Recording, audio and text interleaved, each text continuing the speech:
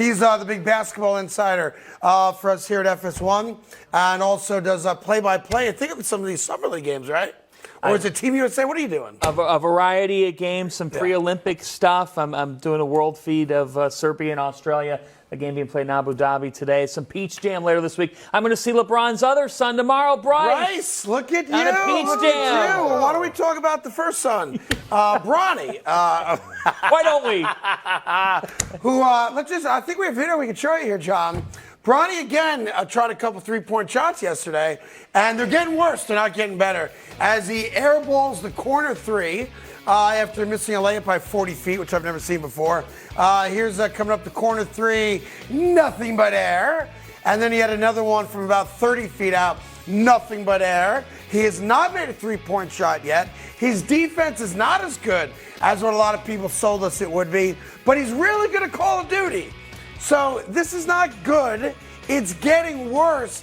And to me, we're now at a very dangerous line here for the Los Angeles Lakers and J.J. Redick, who a couple days ago was comparing him to actual NBA players. Mm-hmm. How in the world are they going to sell basketball fans, but more importantly, Laker fans, that a kid who cannot play at this level is going to be on the roster? Jaylen Brown is all of us.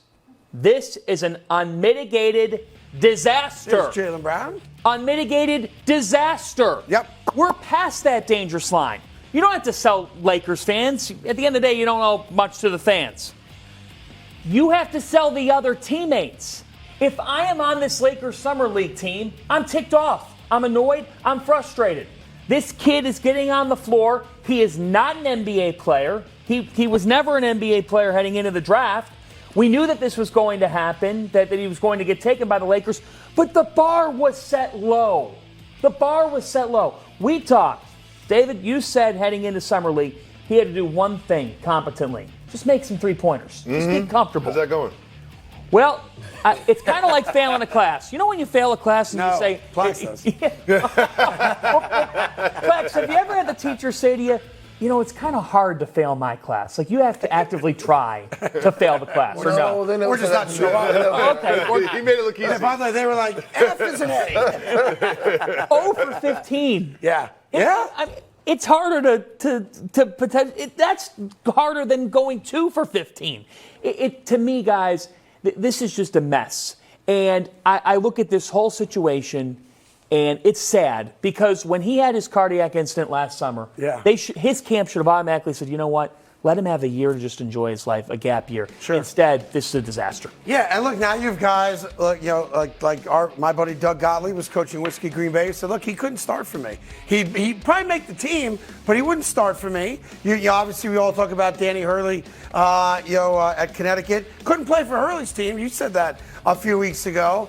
And now that you're at where I think they're in a dangerous place is he's done what most of us thought he would do, and that's embarrass himself. Right. And I think you all of a sudden, for all the other guys that aren't getting the same opportunities and looks because their last name isn't James, they're going to resent the kid. He's embarrassing the organization. Yes. Rob Pelinka and J.J. Redick, they stand before us and they give us these outlandish excuses of how or when he's going to be a good or competent NBA player, and it's never going to happen. So now they have to answer some questions. What's the justification for giving this man a fully guaranteed contract at the second round of the 55th pick? Right. You have to explain that to me.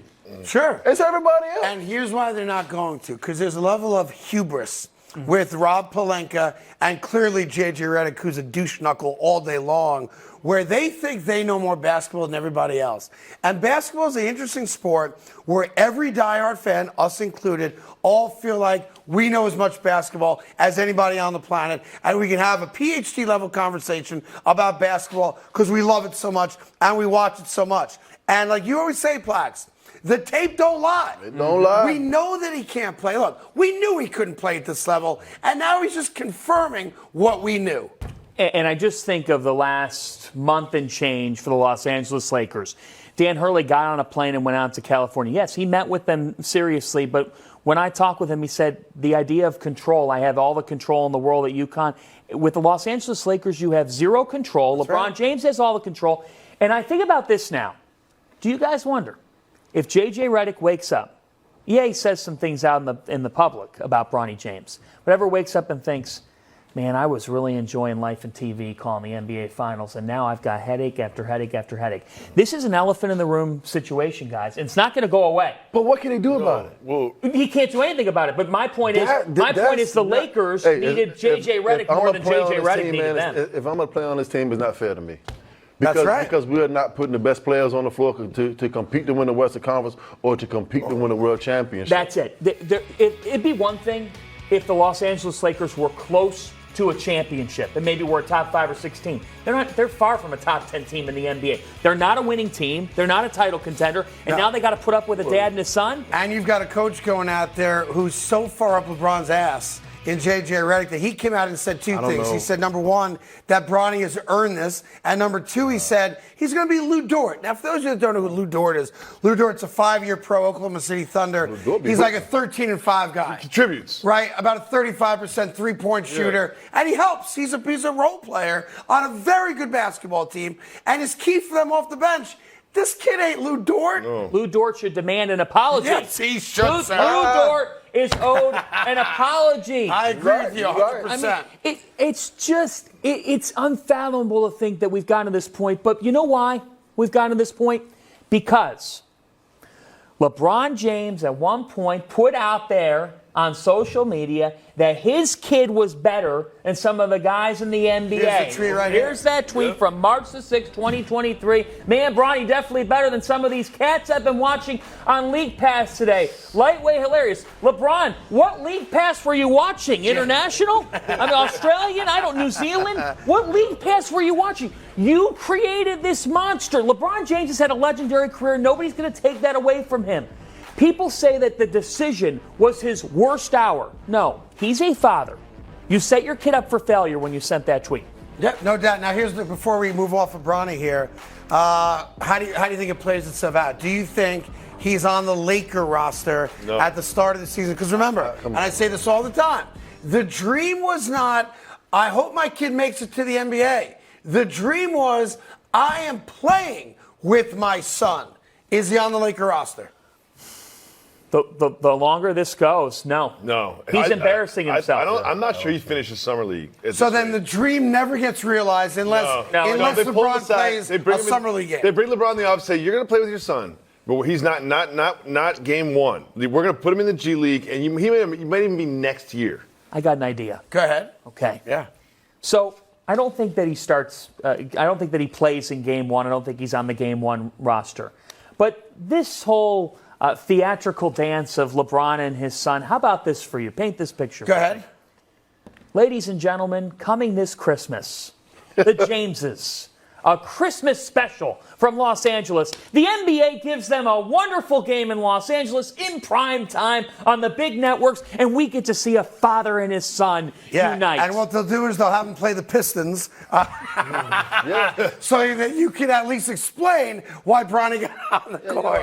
I'm sitting here looking at this from a J.J. Redick perspective. I think the sad part about it all is that he has to put this man on his basketball team. He won't. And put him out there on the basketball but he bought court, into knowing that he's not an NBA That's player. it. And that's how we got the job. No, you have to put him on the team. Yeah. But look, he's been the...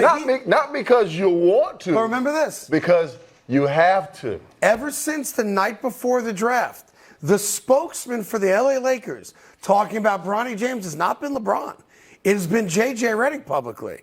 J.J. Redick's the mouthpiece of the family in regards to Bronny James being on the club. There's an old line I heard many years ago, and J.J. Redick is living against it. And it goes something along the lines of, as a man, I'd rather die on my feet than live on my knees, right? J.J. Redick is living on his knees. But J.J. Redick didn't need the Lakers.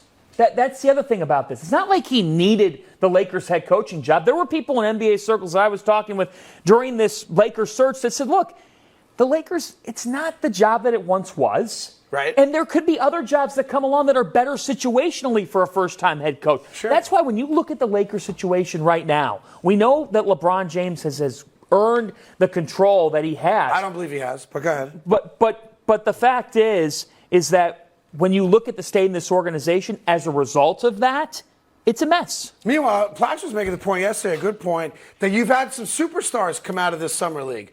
Whether it's Connect, whether it's Tyler Kolek for the Knicks, there have been some dudes, Shepherd, there have been guys balling in the summer league. But I've got a counterpoint to that.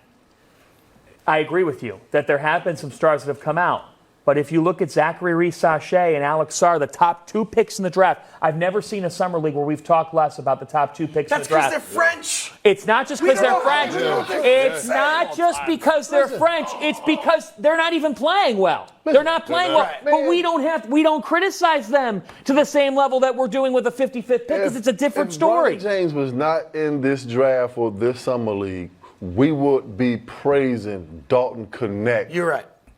It's sad. On every channel. And Shepard. Hey there, thank you so much for watching The Carton Show. You can subscribe right here to get all the latest bits and segments from the show. And by the way, while you're at it, we have a lot of great shows on FS1, so check them out too.